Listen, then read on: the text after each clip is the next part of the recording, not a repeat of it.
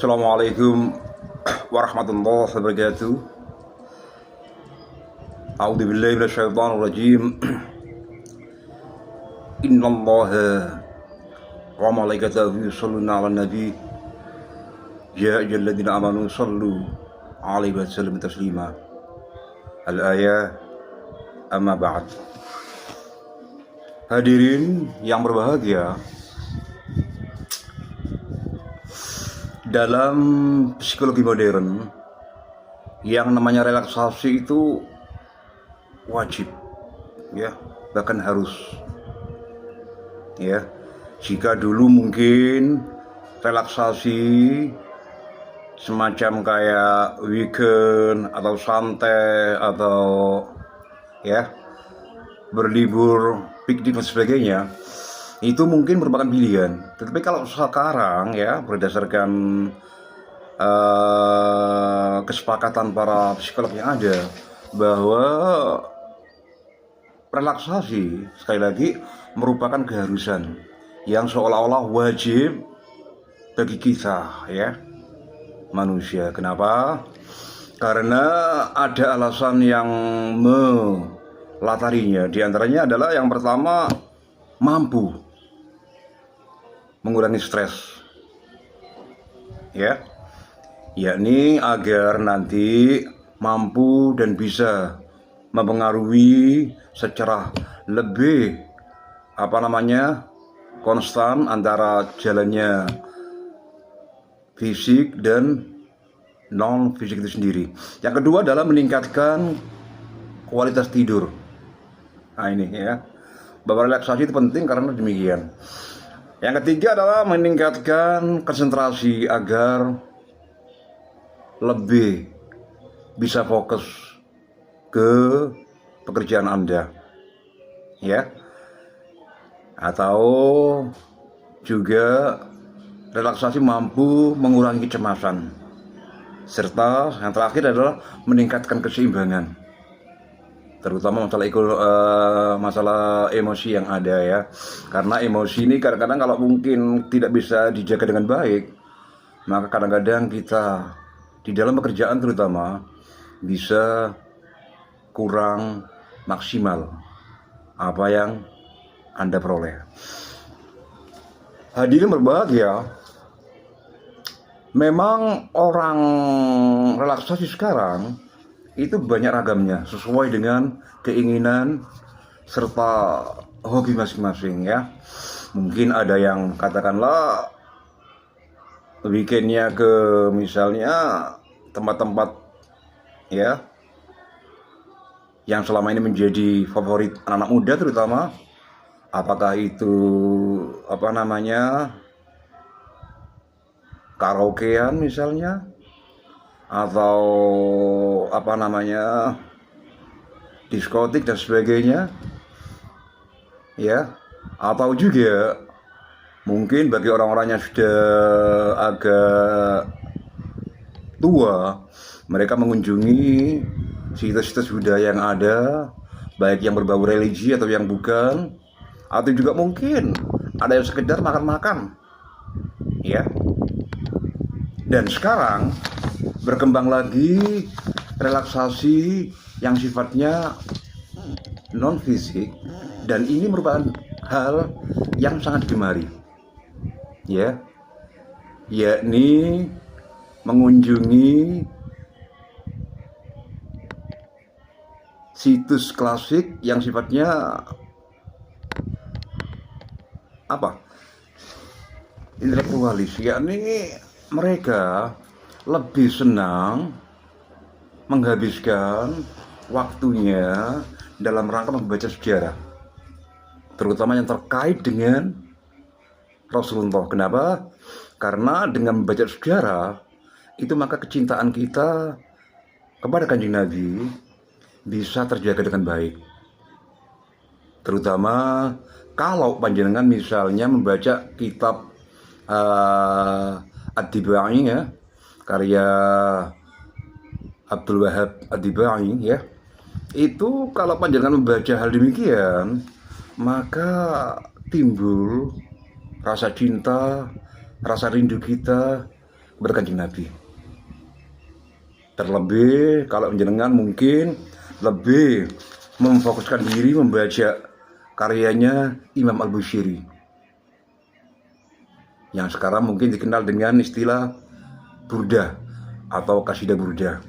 Nah ini ya, maka kalau panjenengan membaca hal demikian, ini ya Allah, kitab luar biasa ya, mulai dari menceritakan hal ya tentang pribadi Nabi, menceritakan fisik Nabi, menceritakan perjuangan Nabi dan lain-lain ya, sehingga kita bisa membayangkan ya Allah, itulah indahnya Kanjeng Nabi ya.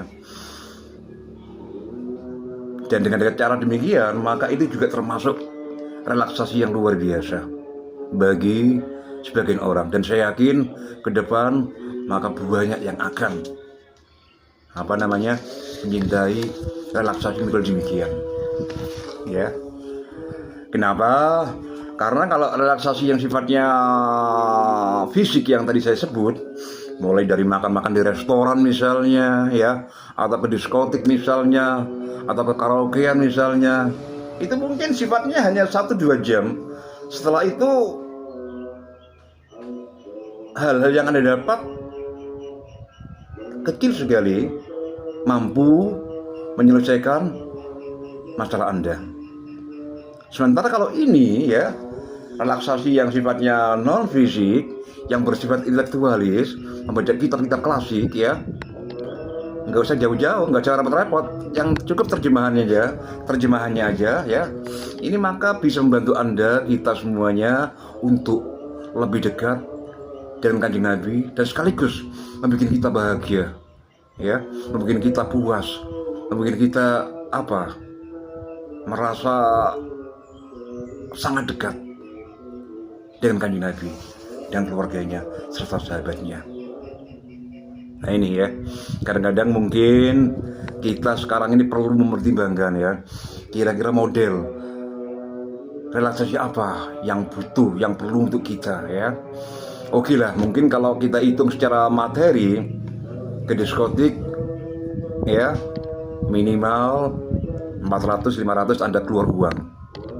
Walaupun mungkin nanti di sana ada jamuan sedikit ya, minuman semacam kayak jus jeruk atau yang lainnya, hanya itu aja ya. Sementara kalau karaokean juga demikian sama ya, saya kira yang mungkin harganya agak sedikit lebih murah, tergantung di mana Anda pilih tempat itu sendiri. Dan juga mungkin kalau Anda makan-makan di restoran juga demikian sama ya. Intinya bahwa itu semuanya akan menjadi hiburan sesaat ya. Atau mungkin kalau Anda punya waktu ya, Anda bisa mengunjungi situs-situs budaya yang tadi saya sebut ya. Atau juga Anda bisa misalnya ke tempat pelesir ya.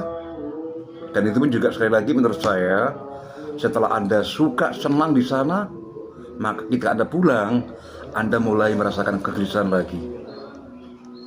Sementara kalau yang ini ya, yakni wisata religi yang terkait dengan non fisik, intelektualis, dengan cara membaca misalnya ya Al-Barjanji atau At-Tibai atau Burda dan sebagainya, ini membuat kita sekali lagi fresh lahir dan batin ya, indah.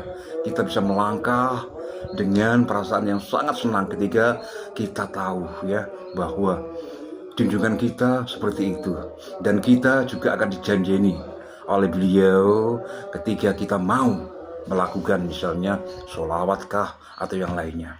Luar biasa. Artinya banyak added value yang Anda peroleh ketika Anda membaca hal demikian. Oke? Hadirin berbahagia, dalam rangka meningkatkan ya kecintaan kita kepada Kanjeng Nabi, maka ada beberapa hal yang mungkin perlu Anda baca-baca buku yang lain ya, tentang apapun yang terkait dengan itu semuanya. Yang pertama adalah saat kita memasuki bulan Rabiul Awal ya, Ini merupakan bentuk atau ekspresi kita kepada Rasulullah akan ditumpahkan habis oleh sebagian umat Islam di dunia. Ya, bahkan secara gak langsung setiap umat yang ada akan membacakan sholawat, yakni assalamualaikum ayuhan nabi warahmatullahi wabarakatuh. Itu berkumandang di mana-mana, subhanallah ya, merinding kita. Dan sebagian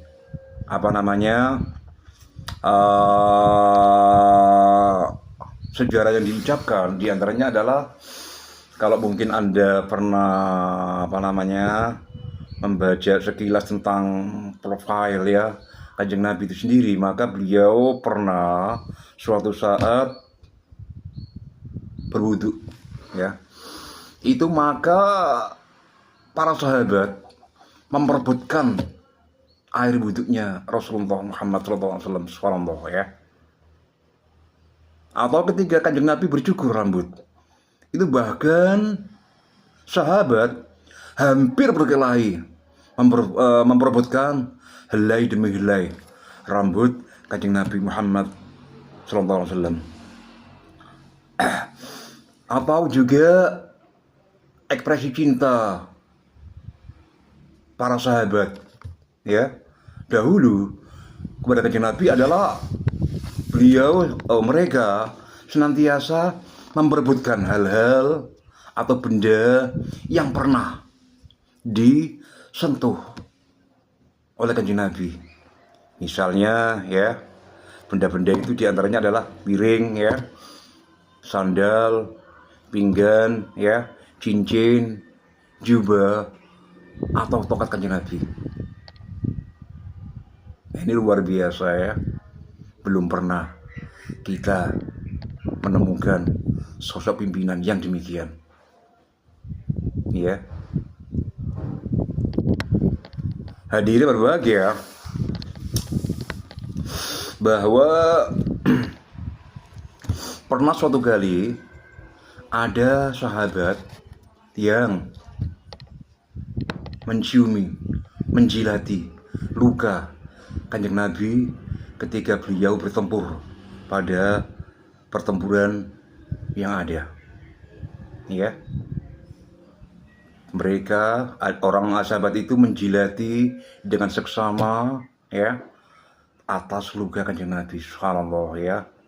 Dan yang kedua adalah menjelang wafat ada seorang sahabat yang memeluk Kanjeng Nabi dengan erat sekali.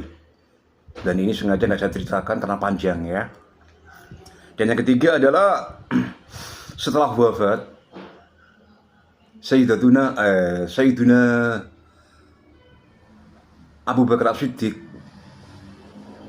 mengatakan bahwa engkau tetap indah meski dalam kondisi meninggal. Ya, artinya ketika Kanjeng Nabi sugeng itu luar biasa indahnya, mulai dari ujung rambut sampai ujung kaki misalnya. Bahkan katanya Abu Bakar sampai wafatnya pun juga sama. Dan yang ketiga, tak henti-hentinya Sayyidatuna Siti Fatimah Az-Zahra mencium pusara abahnya. Ya, mencium pusara abahnya. Hadirin berbahagia, sepanjang hidup memang Kanjeng Nabi seringkali ya, katakanlah mencium cucunya atau mungkin istrinya dan yang lainnya. Tapi ciuman yang paling dahsyat, ciuman yang paling mengena, ciuman yang paling dirasa oleh beliau adalah hanya dua orang. Yang pertama, beliau mencium Siti Fatimah Az-Zahra putrinya. Ya. Kanjeng Nabi kalau mencium Fatimah itu bukan Fatimah dulu yang langsung ambyuk atau apa namanya itu ya ke Kanjeng Nabi, tapi Kanjeng Nabi dulu. Setiap Fatimah datang, beliau langsung berdiri dan menciumnya, ya, memeluk dan menciumnya.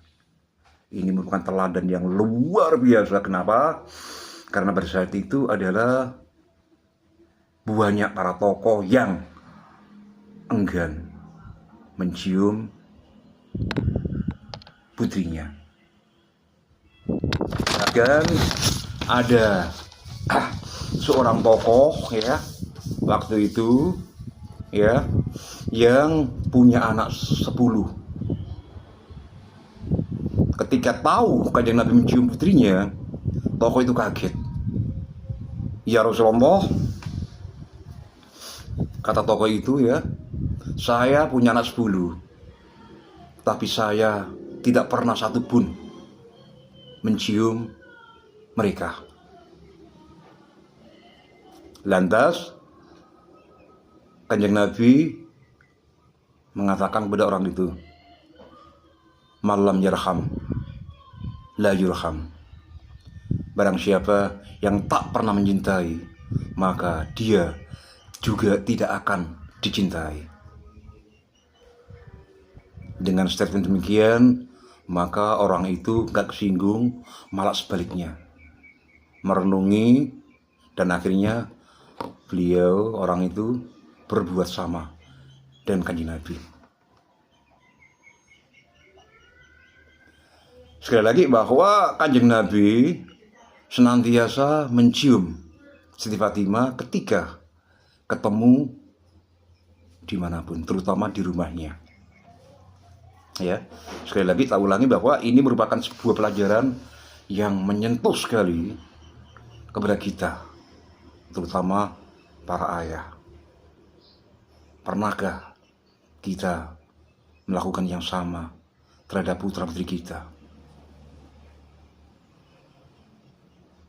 Ya, seandainya pernah, mungkin tidak sesering yang dibayangkan. Dan yang kedua adalah Rasulullah pernah mencium seseorang pegawai atau seseorang, waktu itu profesinya adalah memecah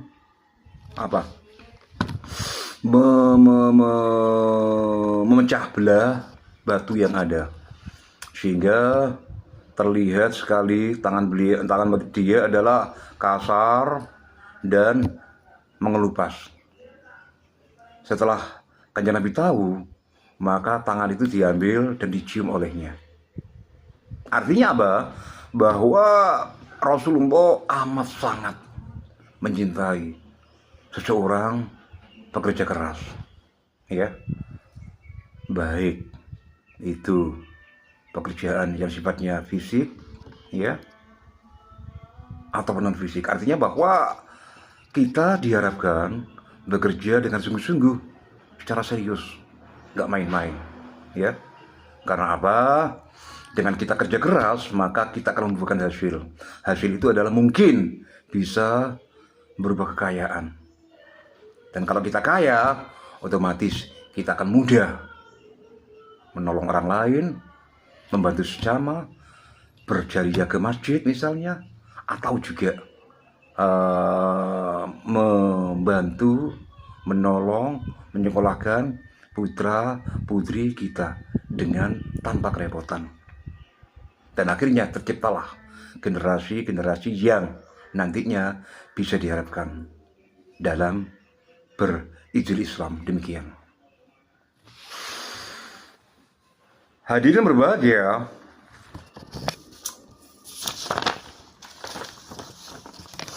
bahwa di dalam Islam, ya, ada satu hal lagi yang perlu dicatat, bahwa banyak di antara anjuran atau hadis itu sendiri yang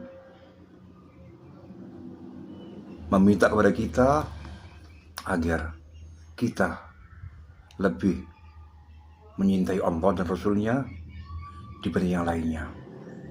Dan hadis tentang itu buahnya apalagi Quran, ya. Sekali lagi, bahwa kita diharapkan terutama dalam sisa hidup kita ini untuk lebih mendekatkan diri kepada Allah dan Rasulnya, serta wafirlu ilallah.